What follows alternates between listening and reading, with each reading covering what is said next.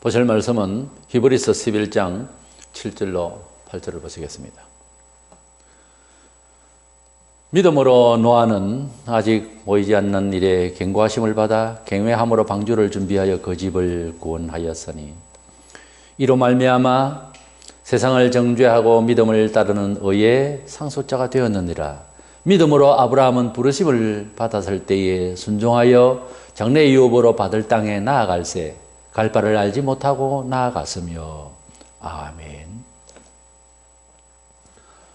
기독교인으로서 신앙을 지킬 때에 믿음이라는 것과 순종, 이 두 단어는 평생 듣게 되고 우리 신앙의 명제가 됩니다. 믿음의 조상이라고 하면 아브라함을 말합니다. 성경에서 말씀을 할 때. 또 아브라함은 정말 전설 같은 인물인데 실제로 아브라함은 생존했던 사람이고 인간적인 면모도 다 성경에 기록되어 있습니다. 또 믿음으로 산 위에 방주를 지어서 큰 배를 지어서 축구 경기장만 하는 것을 배를 지어서 3층을 지어서 그래서 물심판을 피하라고 하나님께서 짓는 방법을 소상하게 주신 대로 지었습니다. 아마 수십 년간 배를 짓는데 인생을 투자하고 올인을 했을 것입니다. 그래서 아브라함과 노아는 구약시대 때에 상당한 인물로서 우리에게 믿음의 표상이 되기도 합니다. 그래서 믿음과 순종이라는 주제로 말씀을 나누고자 합니다. 먼저 그 믿는 것이 뭐냐면, 믿는 것이라고 하는 것은 우리 교회에서 말하는 우리 상식적인 이해가 아니라 듣도 보도 못했고 또 아직 그 이치에 대해서 깨달음도 없고 할지라도 성경 진리의 말씀에 대한 신뢰를 믿음이라고 합니다. 믿음이 좋다라고 할 때에 교회에서 하는 말입니다. 성경 진리대로 살려고 신뢰를 가지고 성경대로 살려고 하는 사람을 믿음이 좋다라고 합니다. 본문에 믿음으로 노아는, 믿음으로 아브라함은 그렇게 말하고 있습니다. 이 두 분은 믿음으로 하나님의 말씀을 따랐습니다. 이 두 분 다 우리가 가지고 있는 성경책과 같이 그때 당시에 무슨 성문화되어 있는 책이 있는 것이 아니고 하나님께서 음성으로 말씀을 하실 때입니다. 근데 이 두 노아와 아브라함은 정말 믿음의 전설 같은 인물입니다. 이 두 분이 믿었던 그 믿음을 잘 생각을 할 수 있어야 되고 그 믿음의 행적을 우리가 닮아야 됩니다. 우리가 상대방을 믿는다라고 할 때 그 상대방에 대한 믿을 만한 여건, 그 이적, 이런 조건들을 보게 됩니다. 우리가 무슨 물건을 살 때도 회사를 만든 회사를 생각하죠. 왜냐하면 객관성이 있는가, 공인된 회사인가, 전통이 있는가, 윤리적으로 잘하는 회사인가, 이런 등등 생각을 할 수 있기 때문입니다. 그래서 어떤 물건이 새 물건이 나왔을 때 이름도 없는 회사가 아무리 잘 만들어놔도 불신을 먼저 가지고 있죠. 충분히 더 설명을 더 많이 해야 되고 그렇게 어려워집니다. 그러나 진지하게 만들고 착실하게 성실하게 만든 상품인 것을 나중에 이제 깨닫게 되면은 또 잘 그렇게 해서 전달이 되면은 그 회사가 커지게 되고 신뢰도가 높아지죠.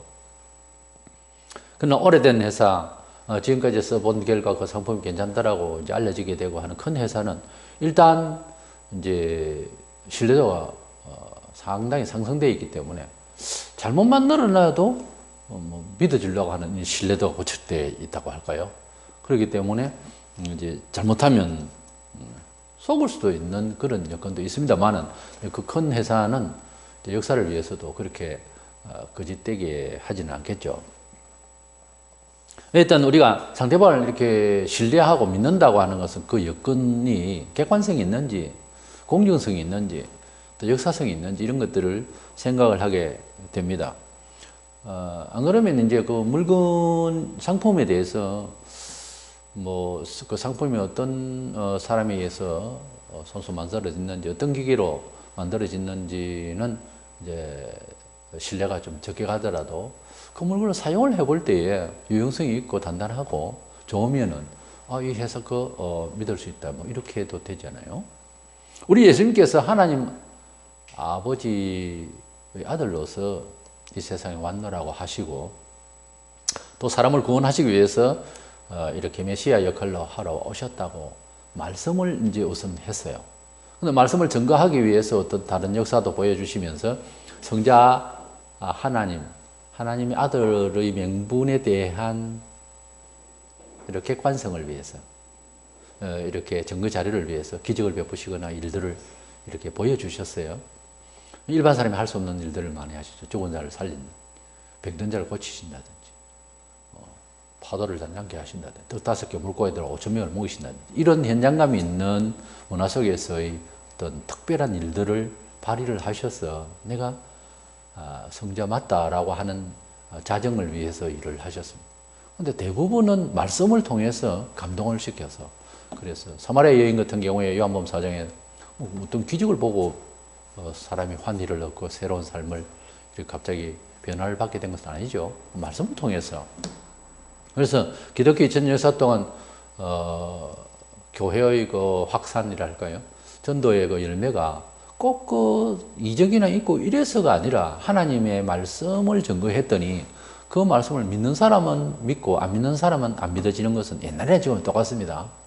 그래서 그 마음이 열리고 간절해지는 사람은 그 말씀을 받고 믿게 되었고, 그 뭐 하나님 눈에도 안 보이는데 안 믿겠다는 식의 이런 사람들은 그제나 지금이나 똑같아요. 안 믿습니다. 근데 그럴 때 꼭 하나님께서 축복하실 대상이 될 때 보면 어떤 기적이나 특별한 일을 통해서도 믿게 하시는 경우도 있습니다. 혹시. 근데 그것은 일방적이지는 않다는 거죠. 우리 예수님께서 요한복음 14장 11절에 내가 아버지 안에 거하고 아버지께서 내 안에 계심을 믿으라. 그렇지 못하겠거든. 그러니까 안 믿어지면 그 말이에요.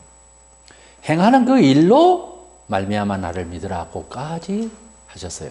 그래서 우리가 어떤 사람을 신뢰를 한다고 하는 것은 말을 들어보면 청산유수 같고 신뢰가 가고 한데 행동이 틀리면 어떡 하면 불신하잖아요. 근데 말은 별로 그렇게 잘 하지는 않는 것 같은데 그 사람의 업적이나 그 일을 봐서도 이제 믿어줄 때가 있거든요. 그래서 신뢰를 구축한다고 하는 것은 사회를 살아가는 데 있어서 이과의 관계 속에서 문화생활에서 상당히 중요합니다. 상품이나 사람이나 이 관계에 제일 중요한 것이 신뢰도죠. 신뢰도를 구축하는 것은 너무 중요한 겁니다. 성경 말씀의 해석을 듣고 수긍이 안 가면은 다시 사실 확인을 위해서 뭔가가 필요하다 하는 점이 있죠. 우리가 예수를 믿는데 어떤 사람은 기적을 보고 믿게 되었다 하는 사람도 있겠지만 하나님의 말씀을 타당하다 그렇게 믿어진다라고 하는 사람이 사실은 대다수입니다. 그런데 그것이 그 진리에 대한 주장이 그 사실감이 있는가 하는 부분에 대해서 의심은 옛날이나 지금이나 다 사람은 가질 수 있어요. 왜냐하면 세상살이라는 게 합리적이고 과학적이기 때문에 초월적이고 뭐 영생, 내세 이런 거에 대해서는 관심이 별로 없죠. 그럼 적극적인 거는 관심을 가지고 연구를 한다든가 교육을 한다든가 한 적도 없고요, 우리가. 이래서 사도행 17장에는 보면은 사도들이 복음을 전했을 때에 베레아 사람들은 아주 진지하게 성경을 연구를 하면서 보면서 사도들이 말한 대로 나사렛 전동네에 나타났던 그 메시아, 십자가로 죽었다는 사람이 진짜 부활했고 메시아 맞는가? 이것을 사사시 이제 연구를 하면서 많이 믿게 됐다는 거예요. 복음을 들을 때는 의심을 잔뜩 가졌다는 거죠. 당장 믿었던 건 아니라는 거죠. 그래서 신뢰를 구축한다고 하는 것은 이와 같이 어떤 공정성이나 신빙성을 위해서 자료를 찾아보는 것도 중요합니다. 사실은. 하다못해 예수께서 부활하신 것을 증명하기 위해서 우리는 이제 신앙 유적지를 찾으면은 예수님의 부활하신 장소, 무덤 뭐 이런 것들을 빈 무덤을 이제 보여주기도 하고 그렇잖아요. 그런 거는 이제 신자가 볼 것도 아니고 사실은 불신자들 그걸 좀 재확인을 좀 해줬으면 좋겠어요. 스카 같은 경우에는 네팔에 누워 있습니다만은 육신이 죽은 사람 다 무덤이 있거나 그렇게 되죠. 예수님은 부활하셨기 때문에 빈 무덤이 이제 지금 있잖아요. 그래서 그런 것들은 성경을 확정해주는 이제 신뢰도를 높여주는 그런 재료들이죠. 일단 디모데후서 3장 15절에 또 어려서부터 성경을 알았나니 성경은 능히 너로 하여금 그리스도 예수 안에 있는 믿음으로 말미암아 구원에 이르는 지혜가 있게 하느니라 그랬어요. 성경을 읽으면은 문학적으로 이렇게 읽는다고 읽어도 이 내용은 앞뒤 내용에 굵직굵직한 사건, 세상에서 있을 수 없는 그런 어떤 예언이나 어떤 발생한 일들에 대해서 의구심을 많이 가지게 됩니다. 그러나 계속 읽다가 보면 이 성경이 주는 지각의 변동이 와요. 사람이 생각을 가지고 있는, 우리가 초, 중, 고, 대 이렇게 공부를 해서 지상에서 배운 우리의 그 과학적 실력이랄까요. 이것을 통해서는 아직 점칠 수 없는 인생을 살고 있잖아요. 이 세상을 살아가면서 평생을 공부한다잖아요. 왜 그럴까요? 정확한 답이 없기 때문에. 또 답을 줄 수 있는 사람도 없어요. 동양이 서양을 바라볼 때는 서양 철학이고, 서양이 동양을 볼 때는 동양 철학이고. 그럼 우리는 우리대로 바르게 생각한다고 하는데 서양이 볼 때는 틀렸거나 영 이질적으로 보일 수도 있거든요. 당장. 그래서 뭘 합쳐보자 동양 서양 철학을 이제 다 어우러서 어떻게 해보겠다고 해도 지상에서는 이렇다 할 만한 그런 진리의 잣대를 정하기가 어렵습니다. 항상 그 지역적인 것, 시대적인 것 차이가 있기 때문에 조정이 필요하고 그것이 철학이에요. 그래서 철학의 그 사전적 의미가 그 시대의 삶의 가치를 진보할 수 있게 하는 사유다. 이렇게 말하는 거예요. 그러니까 시대가 바뀌면 자꾸 철학은 바뀌어야 되는 거예요. 철학은 합리성이 있어야지 안 그러면은 종교가 되어버리거든요. 그래서 이 세상을 살아가는 데 있어서 여러 가지 이야기들의 명제가 있습니다. 연구도 안 해보고 살다가 겨우 밥 먹고 사는 정신만 가지고 있으면 수준이 사실 좀 낮죠. 근데 인생을 살면서 삶을 좀 더 풍요하게 살고자 하는 여러 가지 방안은 사실 물질에 대한 거잖아요. 1차원적인 거예요. 근데 인생이 무엇이냐라고 하는 건 이 철학적인 문제거든요. 삶을 교양 있게 또 철학적으로 산다고 하는 것은 더 풍성한 인간의 종기성을 발휘하는 문제가 되겠는데, 그러나 아무리 인간의 삶을 풍성하게 또 존귀하게 해보려고 해도 영생이라든가 죄를 속지 않은 문제라든가 사후의 세계에 대한 건 로켓을 쏘아 올리고 뭐 인공위성을 쏘아 올리고 달나라를 가고, 지금은 달에 여행을 가는데 몇백억이면 뭐 놀러 갈 수 있는 그런 것도 장치를 만들고 해도 삼천정 하늘에 계신 하나님, 만물을 지으신 하나님 발견할 수 없어요. 우리가 사후의 세계를 연구를 해도 알아낼 수가 없어요. 그러나 성경에서 이 모든 것들을 다 답하고 있습니다. 그러니 사후의 세계를 이야기하고 영생을 이야기하고 부활을 이야기하고 있는 이 명제에 대해서 예사로 생각한다고 하는 것은, 그것은 적어도 인생을 좀 더 존귀한 인생에 대한 의미를 추구하는 철학이 있다면 성경에 있는 성경도 한 책이에요. 이 책을 통해서 던져지는 이 명제를 좀 더 베레아 사람들처럼 연구를 해야 됩니다. 좀 더 관심을 가져야지. 뭐 종교는 필요 없다. 종교 필요 없으면 거기가 보면 먹고 사는 데만 살다가 가겠다. 격하게 말해서 짐승같이 살다가 말겠다는 것밖에 안 돼요. 세상에서 교양이나 지식을 쌓아도 결국은 사후의 세계를 전혀 무관한 상태에서 사는 것은 사실 유물사관이고 별로 의미가 없이 인생 살다 가는 겁니다. 우리가 그 사실적으로 우리 세상을 살아가면서 보고 있잖아요. 오히려 더 많은 연구를 하고 교육을 한데도 더 많은 문제 구덩이 속에 살고 있는 것을 우리가 분명히 보고 있잖아요. 그래서 부인한다고 하는 것은 이건 거짓말이에요. 그래서 이것을 뛰어넘고 이 지구촌의 복잡하고 의문이 투성이에 이것을 좀 뛰어넘어서 위에서 좀 내려다 볼 수 있는 사안이 없는 것은 성경에 있어요. 그래서 성경은 구원에 이르는, 구원이라는 말을 사회문화적으로 생각한다면은 최상의 철학을 말합니다. 우리가 하나님을 만난다라고 하는 것은 우리 인생의 근본을 이해한다는 말 같아요. 우리가 하나님을 만나기 전에 우리 스스로를 우리가 알 수가 없어요. 삶을 제대로 어떻게 이해할 수가 없이 살다가 어영부영하다가 인생 7, 80 그리고 늙어서 죽는 이런 비참한 인생입니다. 사실은 그렇잖아요. 그것을 어떻게 부인할 겁니까? 그래서 성경이 구원에 이르는 지혜가 있게 하니 성경 말씀에 충실할 때 우리가 하나님을 믿을 수 있는 신뢰도가 구축해지고, 지금도 그제도 2000년 동안 기독교가 하나님을 만나게 되고 인생을 좀 더 창의적으로 새롭게, 정말 새롭게 그러한 변화를 추구하게 되고 사회문화 영역에 있어서 영향을 끼치게 되는 이 놀라운 일들은 성경을 듣고 배울 때부터 시작된 거예요. 성경을 읽고 듣는 가운데서 세상살이를 바꿀 수 있게 되는 겁니다. 물론 성경을 배우고 성경을 가르치고 하고 있는 가운데서도 교인들이 죄를 짓고 사회에 누를 끼치기까지 하는 이런 우울한 일들이 많이 있습니다만은, 이제 성경을 일단은 우리가 하나님을 믿고 우리가 믿는 믿음의 생활을 하는 데에 기본이어야 하고 뼈대가 되어야 된다 하는 것은 이제 일단은 우리가 긍정을 하고 나아가야 될 것입니다. 두 번째로 순종에 대한 말씀을 드리면, 순종은 어떤 것이냐, 그 신뢰하고 있는 성경이죠. 신뢰하고 있는 그 대상에 대해서, 그 내용에 대해서 적극적 행위를 말합니다. 성경에서 순종하라는 말씀이 많이 나오고 순종이 믿음의 정신처럼 말을 하고 있습니다. 심지어 순종은 구약의 제사, 지금은 예배, 제사보다 낫다고 사무엘상 15장 22절에 순종이 제사보다 낫고 듣는 것이 순양의 기름보다 나으니 그랬어요. 순종하는 것은 하나님을 믿는 형식과 예배의 참여보다 더 중요하다는 거예요. 이게 무슨 뜻인가? 하나님을 순종한다고 하는 것은 기록된 성경 진리에 이제 행동한다는 거예요.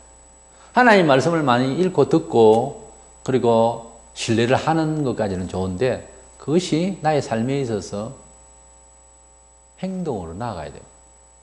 이것을 순종이라고 그래요. 순종하겠다라고 하는 마음을 가질 때는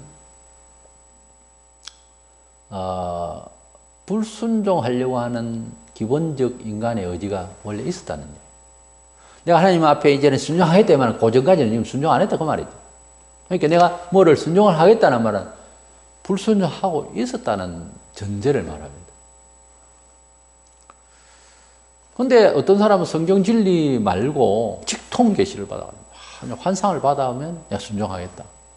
능력 주시면 내가 뭘 하겠다. 뭐 이런, 그는 지금 현재 하는 말씀을 그만큼 신뢰도가 없다는 거죠. 나는 성경이 하나님 말씀이라고 기록되어 있는 것은 성경이라는 경으로는 알지만은 이대로 역사한다라고는 잘 안 믿는다. 그럼 뭐 지금 뭔가 빛이 번쩍하든지 뭔수가 생겨야 내가 깜짝 놀래가지고서 그래서 인정하겠다 그 말 아닙니까? 그래서 하나님이 우리에게 구원을 받고 또 구원받은 사람으로서의 삶의 태도에 대한 처수를 또 보장하신 말씀들을 가득 기록한 19역 성경인데, 이 성경보다 다시 또 직통 계시를 받았으면 좋겠다라고 하는 것은 성경을 신뢰를 지금 완전히 하고 있지를 않다는 거죠. 그러니까 소위 신비주의자들, 직통 계시주의자들은 성경대로 안 살겠다는 거예요. 어떻게 의지가. 그런 뜻 아닙니까? 그래서 하나님의 말씀을 얼마만큼 절대적이다 이 말은, 이 말씀은 어떤 시대에 살아도 이대로 살아야 된다라고 하는 신뢰되고 구축되지 않는 사람은 방황을 해요. 항상 이단들에게도 빠지고. 성경을 많이 알고 신학교를 다녀도, 제대로 된 신학교를 다닌다 해도 이단에 빠진 사람들이 있거든요.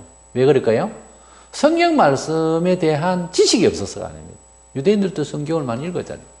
전통적으로 어릴 때부터. 그런데 하나님을 바로 경외치 않았던 거죠. 행동이 걸러먹은 거예요. 점점 그러다 보니까 하나님을 신뢰하는 것보다 헤롯 왕을 차라리 신뢰하고 빌라도를 신뢰하게 되는 이런 상황이 벌어지는 거예요.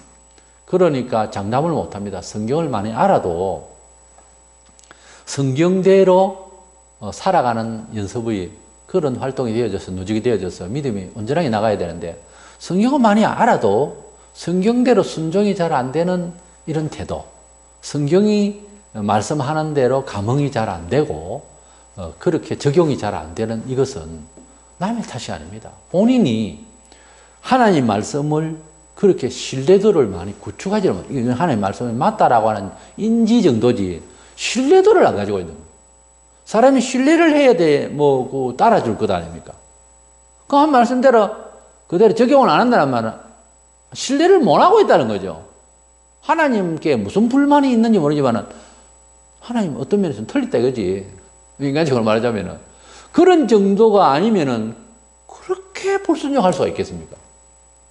그러니까 하나님 말씀대로 사는 것이 확실하다. 이건 내 처세다. 내 목숨보다 더 이렇게 되어 있는 사람 신뢰도를 이제 구축했기 때문에 그대로 이제 순종을 하는데 좀 이따 생각해보고요. 그런 게 아니고 즉각적으로 순종하거든요. 왜냐하면 이미 하나님의 말씀을 그렇게 완벽한 처술이다라고 생명이 된다라고 하는 그런 신뢰하고 구축되어 있는 사람은 순종이 즉각적이에요.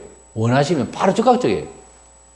근데 그렇게 되지 않는 사람은 즉각적이는커녕 적용을 안 하려고 그러죠. 적용을 안 한다는 말은 믿음이 없다라는 말하고 다릅니다. 도덕적으로 이야기하면 믿음이 없는 게 아니고 그것은 신뢰도를 구축하지 않았다는 거예요. 그러니까 하나님께 불만이 있거나 하나님을 아직까지 천지 창조주요 섭리하시고 역사하시는 분으로 아직 신뢰가 구축이 안 돼 있는 거예요.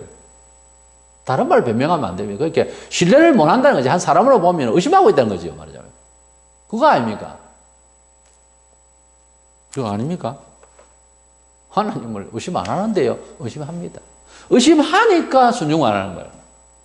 의심 안 할 정도로 신뢰가 구축이 되어 있는 사람은 하나님 보시기에, 교회가 보기에 불편하게 안 합니다. 예 하면 언제나 순종하죠. 하나님을 만나려면 산에 가서 기도하다 만나는 것이 아니고 하나님의 꿈에서 나타나는 것이 아니라 하나님의 말씀 가운데서 하나님을 만납니다.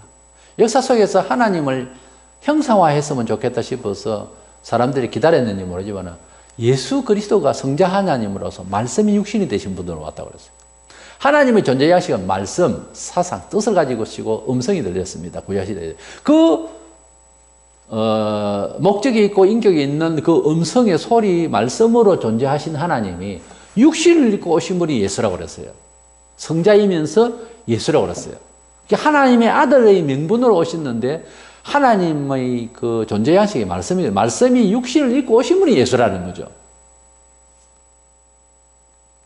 그러니까 예수님을 믿지 않는다라고 하는 당대에, 지금 우리가 보지 못한 분이지만 당대에 믿지 않는다는 말은 하나님의 말씀을 안 믿는다는 말하고 똑같은 이야기가 되는 거예요. 그러니까 유대인들 중에서도 배척하는 사람이 대다수였지만 수용하는 사람들은 하나님의 말씀을, 하나님이 천지창조주의 하나님이 우리를 찾아오심에 대한 것을 수용하는 거예요. 다 병이 낫고 기적을 받아서 믿은 거 아닙니다. 하나님의 말씀을 신뢰를 한 거예요. 그러니까 예수님을 받아들이는 것은 하나님의 말씀을 그대로 받아들이는 어떤 면에서 양심인 거예요. 하나님을 그렇게 신뢰한다는 거예요. 그 유대인들, 못 박은 사람들은 뭐냐? 의심스럽다는 거죠. 하나님 있다면 헤롯 밑에 우리가 이렇게 고생하느냐, 막 이런 불만을 가지고 저 잘못하는 것은 모르고 하나님에 대해서 의심을 한다는 거예요. 조금 뼈다하게 쳐다보고 있는 거죠. 그러니까 신뢰를 못하는 거예요. 적극적으로 바로바로 신뢰한 사람은 하나님의 말씀 자체를 신뢰를 한 거예요. 하나님의 말씀이 육신이 되신 예수님의 말씀 그대로 신뢰를 하는 거예요. 당신은 하나님으로부터 거룩한 자요. 당신의 말씀은 영생의 말씀이요. 우리는 당신을 구주로 믿습니다. 베드로가 말을 할 때 당신의 말씀은 영생인 줄로 믿는다라고 했어요. 이렇게 주님의 말씀을 신뢰하게 된 그런 사람들은 하나님의 진리를, 하나님 말씀을 신뢰하는 것이고 동시에 하나님 존재와 하나님 섭리를 다 신뢰를 받아들이는 것이고 불평하고 예수를 비난하고 예수를 그렇게 하는 사람들은, 핍박하는 사람들은 하나님의 말씀 자체를 이 구약 그 나름대로 알고 있었잖아요. 그 자체에 대해서 의심을 가지고 있었다는 증거예요. 그러니까 의심을 가지고 신뢰한다라고 앞서면은 의심하고 있는 것을 알고 있는 사람으로서 딱 볼 때는 나도 저를 불신하게 되잖아요. 그러니까 신뢰가 서로 깨어지거든요. 우리가 하나님을 불신하고 의심할 때 하나님은 계속 믿어줄 줄 압니까? 안 합니다. 하나님도 축복을 얘를 더 줘야 될지 말아야 될지 고민한다니까요. 그러니까 신뢰를 완전히 소통을 하려면은 내 쪽에서 먼저 어마어마하신 하나님의 경륜과 존재하심의 역사를 수용할 수 있어야 되면 피조물이 지금 죄인이 뭘 안다고 불만을 하고 빼다해보고, 물론 베레아 교인들도 의심이라는 게 있기 때문에 과연 그러한가 성경을 봤다는 긍정적인 측면에서 사실 본 거예요. 이렇게 보니까 과연 그러하다 하는 것을 믿어진 건데 그래라도 하든지 해야지 신뢰를 구축하지 않으면 하나님 믿는다고 교회 왔다 갔다 한다고 해서 이게 되는 것이 아니에요. 그래서 하나님을 믿는다라고 하는 것은 이미 우리에게 성문화되어 있는 성경 진리를 그대로 신뢰한다. 이 말씀이 뭐 자기가 전문성이 없으면 목사가 가르치면은 그대로 순종해 가는 거예요. 예, 그래 하겠습니다. 이렇게 사는 것보다 이렇게 낫는데 해도 성경에 있는 대로 교훈을 하면은 따르려고 하는 신뢰도가 내가 가지고 있어. 그 사람이 뭐 목사인데 별로 배우지도 못하고 못생겼고 뭐 어떻고 다 좋아요. 그래서 신뢰가 안 가는지 모르겠습니다만은, 그러나 하나님의 말씀을 바로 이야기하면 그 말씀을 내 것으로 하나님 뜻에 이제 뜻으로 알고 그 말씀을 내 것으로 여기면서, 그래서 신뢰를 하는 쪽으로 가야 합니다. 어떤 교단, 어떤 뭐 유명세 이런 것이 중요한 것이 아니에요. 하나님의 말씀을 말씀답게 잘 풀어 설명해 주면, 그래도 의심이 간다 싶으면 성경을 보면서 연구를 해서라도 신앙생활을 그렇게 마음대로 하는 것이 아닙니다. 좀 더 입체적이고 좀 더 근거를 잘 이렇게 찾아서 해결을 보고 신뢰도를 구축해야 되는 거예요. 순종이라고 하는 이 말은 믿는 것하고 조금 다른데 무게가 오히려 순종에 있죠. 신앙생활을 잘 하려면. 믿음은 어떤 사안을 놓고 그래 믿어보겠다 하는 그런 이제 모험심도 있을 수 있어요. 그런 일이 있을 수 있을까? 믿어볼까? 이럴 수도 있거든요. 그러나 하나님의 말씀을 그럴 수 있을까? 하고 다들 많이 믿거든요, 사실은. 완벽하게 100% 믿고 있으면 그대로 역사돼야 되는 안 되잖아요. 그러니까 아마 그럴 수 있을 거예요. 이런 정도는 돼 있어요. 근데 순종이라는 게 겸하여 들어가야 됩니다. 신앙이 좋아지려면. 순종은 그런 거죠. 어린아이가 어른 말을 듣듯이 아직 뜻은 깨우치지 못했지만은 따라가는 것은 평소에 사랑해주고 부모가 나를 인도해준다. 그걸 믿고 그런 근거를 애들도 나름대로 다 계산이 있어요. 그런 근거로 해서 손잡고 따라가는 겁니다. 어디로 갈지 모르지만 따라가는 거예요. 이것을 순종이라고 해요. 내가 왜 따라가야 되느냐. 이걸 지금 따질 이유 없이 이미 믿어진 거고, 그 다음에 순종이라는 행위가 나온 거예요. 마태 18장 3절에 가라사대 진실로 너희에게 이르노니 너희가 돌이켜 어린 나이들과 같이 되지 아니하면 결단코 천국에 들어가지 못하리라. 그래서 말씀하셨어요. 이 말씀의 진의가 뭐냐 하면은 사람이 가지고 있는 철학이나 유명세나 경험들과 여러 가지 역사 문화가 대단한 것 같아도 맨날 바뀌고 맨날 비판되고 이랬습니다. 근데 이 사람이 가지고 있는 이런 정신 구조로서는 하나님하고 대항해서 무슨 토론을 하고 되는 게 아니에요, 사실은. 지금까지 해보고 있어요. 소위 자유주의 신학 계통에서. 근데 아닌 거예요. 하나님 말씀은 영원히 변치 않는 게 진리예요. 진리 앞에서 뭘 비판을 하려고 해도 이게 잘 안 된다는 것을 우리가 경험을 많이 했어요.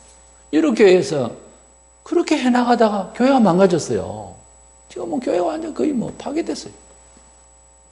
그래서 예수님은 그때 당시에도 믿으려고 하면 어린아이처럼 돌이켜야 된다. 돌이켜 어린아이 같이 되라는 말은 사람이 순진해야 되느냐 이런 뜻이 아니고, 하나님의 말씀을 수용하고 신뢰하고 따르려면 애가 어른에게 말 듣듯이 그런 식으로 하라는 거예요. 여기에는 분명히 기억해야 될 게 뭐가 있냐면은 아이들이 어른 말을 다 깨달아서 따르는 건 아니잖아요. 그렇게 믿어 의심치 않는 마음으로서 순종에 따라가는 거예요. 그렇게 믿으라는 거예요. 그러니까 어차피 성경은 평생 지금 연구를 하고 주석이 나오고 해도 다 몰라요, 아직까지. 아직도 성경 주석은 어떤 부분은 이렇게도 보인다, 저렇게도 보인다. 그렇게들 아직도 그렇게 말하고 있어요. 그만큼 어렵습니다. 그러면 우리가 하나님 존재하심과 우리를 이끄심에 대해서 예수 그리스도를 통하여 구속사적인 이런 일들을 수용하는 것, 그리고 따라가는 것, 예배하는 것, 하나님의 말씀대로 살아가는 것, 이런 것들을 구체적으로 말하자면 감사하고 주일날 예배를 꼬박꼬박 드리고 공예배는 다 참석하고 이런 신앙생활 중심이 나의 생활의 문화다 이렇게 생각해야지. 교회는 주일날 한번 갔다 오고 그 다음에 돈 벌어가 여행 가고 이 세상 잘 살아야 이게 복이 아니냐 이런 쪽으로 가면은 성경적이지 않다 이 말인데 말이야. 그러니까 하나님의 뜻에 온전히 살아가는 게 우리의 후회하지 않는 인생일 것이다. 이렇게 믿고 좀 살자는 거죠. 요즘은 문화적인 옷을 너무 많이 걸치고 무겁고 나이 들어가면서 조금 줄이죠. 살림도 줄이고. 왜 그렇습니까? 내려놓자, 줄이자 이런 말들이 왜 나와요? 그럴 줄 알고 예수님은 음악집에서 사시고 흙속에서 사시고 별로 걸치고 입고 하는 거 별 관심이 없었어요. 지혜로우시거든요. 원래 참 지혜로운 사람은 저거 오는 거 다 문화의 모든 여러 가지의 소재들을 이게 문화도 그렇고 많이 구축할 생각 안 합니다. 영혼이 하나님 앞에서 붙잡혀 있고 은혜가 되고 삶이 승리로서 너무 만족스러우면 그리 많이 기구들이 필요치 않아요, 사실은. 조금 부족한 것은 능력으로 대체하려고 그러고 이렇게 해버리면 되니까요. 그래서 살림이 너무 많은 것도 곤란한 점입니다. 저도 이제 뭐 옷장에 옷이 많고 그런데 가만히 보면 이 불신구석이 참 많이 보인다 싶어요. 단순해지는 것이 좋습니다. 제자들 참 단순하게 살았어요, 문화생활을. 예수님이 그렇게 이미 우리는 지금 뭐 버리자, 줄이자, 살림을 줄이자, 내려놓자. 벌써 주님은 다 내려놓고 아예 걸치지를 않았으니까요. 그래서 우리도 성경대로 산다고 하는 이런 문화 패턴도 그것이 참 좋습니다. 성경대로 하려고 하면은 그렇게 뭐 세속적으로 구축하고 뭐 하고 그렇게 문화생활의 풍성을 위해서 뭐 만들고 과학하고 그렇게까지는 필요가 없어요, 원래. 인생을 살아가는 데 있어서 어느 한두 가지, 주님이 음식을 마르다이가 말하셨다. 한두 가지만 해도 된다. 한 가지만 해도 되고 하는 말씀처럼 우리가 좀 더 단순한 가운데서 풍성한 아름다운 마음을 먼저 나눌 수 있고 간직하는 것이 더 중요하지. 외적으로 막 구축하고 외모지상주의로 얼굴도 막 바꾸고 그런다고 해서 영혼이 평안한 것은 아니라는 거죠. 너희가 돌이켜 어린아이와 같이 되라. 이 말은 아직까지 뜻을 잘 모르지만은 또 구체적으로 다 이제 알 수는 없지만은 아버지 말씀이다. 잘되게 하시는 말씀이다. 생각들은 마음으로 순종하며 따르라는 거예요. 어린아이처럼 이렇게 순종하라는 거예요. 그러므로 진정한 의미에서 넓은 의미에서 예수 믿는 사람은 다 그리스도의 제자인데요. 제자가 되는 길은 순종이 있습니다.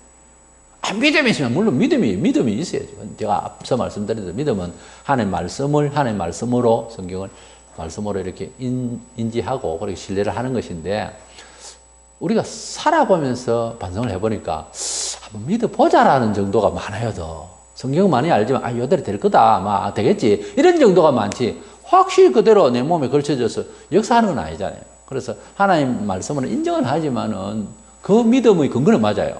그러나 순종이라는 이런 행위로까지 나와야 믿음이 온전해지더라는 거죠. 순종은 인격적으로 친구 사이에 서로 소통할 정도의 차원은 아닙니다. 원래 순종의 사전적 의미가 다른 사람, 특히 윗사람에게 대한 의견과 조언을 따르는 행위라고 되어 있어요. 그러니까 이 순종은 하나님의 말씀을 따라서 살아야 됩니다. 예수께서는 아버지께 주신 사명에 대해서 야고보 12장 50절에 나는 그의 명령이 영생인 줄 아노라. 그러므로 나 이르는 것은 내 아버지께서 내게 말씀한 그대로 이루노라 하시니라. 그렇게 말씀하고 있습니다. 히브리 5장 8절로 9절에 보면 그가 아들이시면서도 받으신 권한으로 순종함을 배워서 온전하게 되셨은즉 자기에게 순종하는 모든 자에게 영원한 구원의 근원이 되시고라고 했습니다. 순종은 상대에 대해서 그만큼 신뢰를 확실하기 때문에 행동으로 태도로 나타내 보이는 것입니다. 아이가 부모의 손을 잡고 가다가 이렇게 하다 혼내려고 해도 손을 놔버리면 어떻게 됩니까? 부모도 섭섭하지만 그 아이가 문제가 됩니다. 우리가 하나님을 믿는다면서 하나님 손을 놓고 우리가 알아서 살아보겠습니다. 이런 경우가 허다하거든요. 그것이 바로 자유주의적으로 인본적으로 살아보고 인본적으로 교회를 또 교회 생활을 하고 이렇게 하다가 우리가 다 망했어요, 사실은. 강을 건너기 위해서 아버지가 아이를 손을 꼭 잡고 가는데 아버지 못 믿겠습니다. 손 나왔어요. 이게 될 일입니까? 그런데 지금 그러고 있다는 거예요, 우리가. 우리 인생이 강을 건너면서 하나님과의 관계가 이렇게 손을 놔버리는 그런 순간들과 이런 일들이 많다고 하는 것은 우리에게 불행인 것입니다.